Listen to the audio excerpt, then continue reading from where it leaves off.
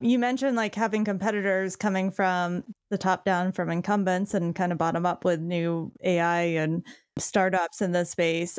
I'm curious, what do you see as your kind of top competitors? And there's probably some partnerships in that space too. So it might be a Yeah, blur. we have a lot of like, I guess, frenemies or overlap, like where, you know, Apollo, for example, is a good one we mentioned earlier, where, they're great for prospecting. Like they're essentially like saying, we can hand off to your sales team, like the right kind of prospects so that you can prospect into and like generate pipeline. So there's like overlap there. And then they're maybe getting into the intent space a little bit.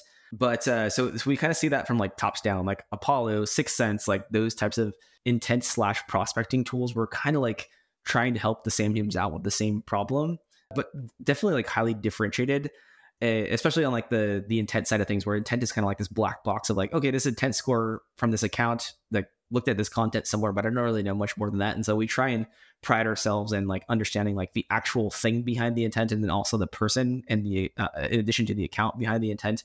So that's like one differentiator. And so like that's tops down. And then we're definitely seeing it from bottoms up in point solutions, where it's like I looked at G2 and there's like 150 or so, or maybe 130 plus vendors who do website visitor de-anonymization. And it's like, okay, that's a really crowded market. That's one of the pieces that we do as part of signal capture, but we're not a point solution. So we differentiate ourselves from those point solutions that are more like bottoms up in terms of like the whole breadth of all signals that you would capture and act on.